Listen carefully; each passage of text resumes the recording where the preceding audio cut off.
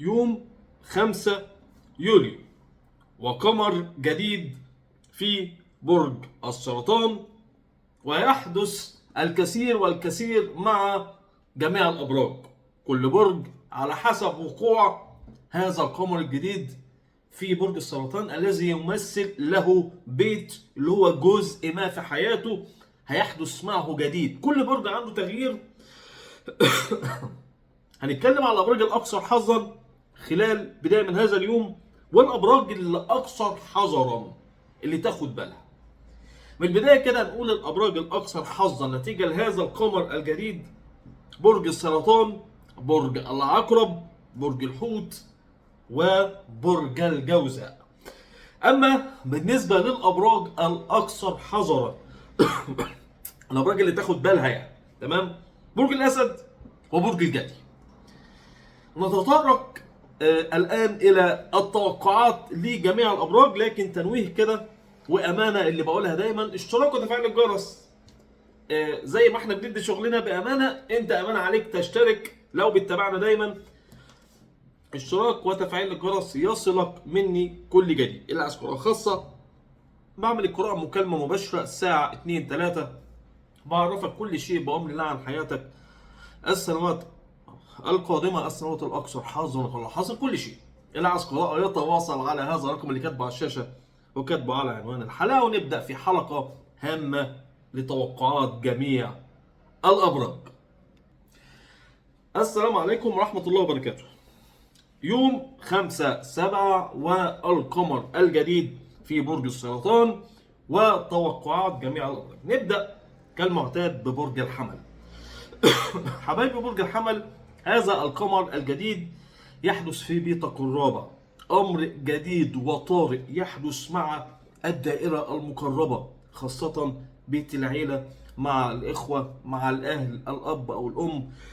ويحدث نوعا ما بعض المواجهات أو بعض المطالبات. نحذر من العصبية، لكن أنت الأكثر حظا في الأمور المالية. فترة مهمة جدا وتنشئ حالة جديدة بينك وبين الدائرة المقربة. برج الثور. حبايبي برج الثور، أنت من أكثر الأبراج حظا في إثبات الكفاءة أو إثبات إنك الأفضل أو إثبات الوجود مع الإخوة، مع الدائرة المقربة. فترة رائعة يحدث فيها أيضا انفراجة مالية، وفترة كده بتفرض فيها سيطرتك على الأوضاع وتثبت أنك الأفضل. بتفتح صفحة جديدة مع البعض، وتصالحات هامة من الممكن أن تحدث مع البعض ممن طال الفراق بينكم. يعني هي من الممكن أن تكون مرحلة رائعة لعودة الأجواء مع بعض الشخصيات اللي حدث معها مشاكل. برج الجوزاء. مال، فلوس. الفترة ستكون من أكثر المحظوظين في الأمور المالية، ويستمر الحظ معك لآخر السنة، خد بالك، أو السنة القادمة كمان. فأنت لديكم حاليا في بيتك الأول المشتري كوكب الحظ الأكبر، إلى جانب القمر الجديد في بيت المال. عندكم حظوظ رائعة وبدايات جديدة لأمر مالي، لمشروع، لشراكة، لشركة، لعمل جديد، لتعاقد. ببشر بالخير. أنتم من الأبراج اللي بنقولها طبعا من الحب جانب يعني أو الحظ جانب كبير. برج السرطان، أنت الأكثر حظا. فالفترة يحدث فيها قمر جديد في برجك، وأنت الأكثر شراسة في أنك تصل إلى حقك. أنت الأكثر قدرة للوصول لكل شيء، وستكون مبدع، وأنت من أكثر الشخصيات تحقيقا للأهداف. وفترة رائعة لحبايبي برج السرطان، ببشر بالخير.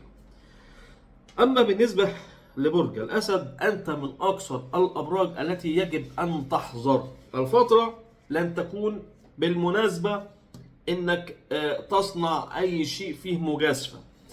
خلال المرحلة يجب أن تكون متمالك للضغوط للأعصاب. ما ينفعش إن أنت تكون متسرع. نحذر من التوترات، نحذر من المشاكل أو المستجدات الغير متوقعة. نحاول نعبر الفترة. برج العذراء. حبايب برج العذراء ستكون في فترة من الفترات اللي بينوبك منها الحظ برضه. قمر جديد في هذا البيت اللي هو بيت العلاقات. تنشأ علاقة جديدة وفارقة عند البعض. مرحلة رائعة، مرحلة تتفوق كثيرا في أي شيء، ولديكم من العلاقات الجديدة الرائعة والتعويضية عند البعض. فترة رائعة جدا لحبايبي برج العذراء، وبشرة خير بعلاقات جديدة رائعة. أما برج الميزان، برج الميزان أنت على وشك أن تعطي درس بنجاحك للبعض، شهرة عند البعض، نجاح كبير، فرض سيطرة، إظهار قدراتك أنك الأفضل، مع ظهور بعض المنافسة الشرسة أو الأمور التي من الممكن أن تحدث لنا تأخير في قراراتنا. نحذر من أسرارنا، لكن خلال الفترة أنت على وشك تحقيق هدف ما طال انتظاره، أو تحقيق حلم، أو إثبات كفاءة. فترة حلوة جدا. برج العقرب، أنت من الأبراج المحظوظة ومن الأكثر حظا، فهذا القمر الجديد يأتي في بيت النجاح، وعندك نجاح كبير جدا باكتساح. فترة رائعة، فترة كل شيء تدخل فيه أنت ستكون الأكثر حظا. التعاقدات، العلاقات، النجاح في الاختبارات. فترة من الفترات الرائعة اللي ببشر فيها بالخير لحبايبي برج العقرب. أما بالنسبة لبرج القوس، فأنت من الأبراج اللي نوعا ما تحذر شوية، بالرغم من الانفراجة المالية التي ستحدث للكثيرين، لكن تحذر على مستوى العلاقات، على مستوى الشراكات، على مستوى العمل. حافظ على الأسرار خلال الفترة يا برج القوس. من الممكن أن تكتشف مستجدات لم تكن تعلم عنها شيئا، سقوط بعض الأقنعة. العلاقات فيها توتر، لكن أنت أكثر حظا في الأمور المالية. برج الجدي، أنت من الأبراج اللي تحذر خلال الفترة من العصبية، من التوتر، من العلاقات العاطفية، علاقتك مع شريك الحياة. فترة لن تكون بالمرحلة المناسبة في التعاقدات.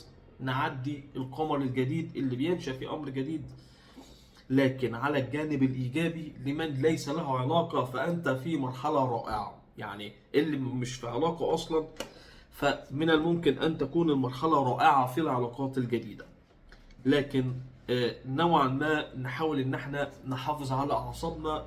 اي تواجد للقمر في هذا البيت، ده البيت المقابل لك في الخريطة الفلكية، دايما بيبقى في بعض العصبية. اما بالنسبة لبرج الدلو، انت من اكثر الابراج اللي هيحدث معها انفراجة في العمل، وبشر بالخير حبايبي برج الدلو. فترة للعمل، فترة للانفراجة، فترة ايضا يحدث أمر جديد بالنسبة للصحة. ممكن أن تبدأ بنظام صحي معين أو نظام جديد، الحفاظ على صحتك، لكن احذر من المؤشرات. لو أنت لا قدر الله عندك تعب أو شيء، لو ظهر أي شيء مؤشر للصحة التزم به. لكن في العمل أنت الأكثر حظا بالشراكات والعمل الجديد، وببشر بالخير. أما بالنسبة لبرج الحوت، فستكون مبسوط وأنت الأكثر حظا بالنسبة للعلاقات العاطفية، وأيضا انفراجة مالية. قمر جديد، البعض منكم ينشأ معه علاقة جديدة رائعة، أو البعض الآخر ينشأ معه مال أو انفراجة أو عمل جديد يصنع معه الفارق. برج الحوت أنت من الأشخاص المحظوظة، أو من الأبراج المحظوظة اللي أنا قلت عليهم من البداية. بشرة خير. هاي تاني التنويه، الناس اللي بتتابعنا أمانة عليك اشتراك وتفعيل الجرس علشان يوصلك مني كل جديد. أنت لو حابب إن أنت تشوفنا تاني، اللي عايز قراءة خاصة، بعمل قراءة مكالمة مباشرة الساعة 2-3، بعرفك كل شيء عن حياتك، السنوات القادمة، السنوات الأكثر حظا قبل حظا، كل شيء. اللي عايز قراءة يتواصل على هذا الرقم، كاتبه على الشاشة وكاتبه على عنوان الحلقة. يا رب كده جميع الأبراج إن شاء الله تكون بأمن وأمان. السلام عليكم.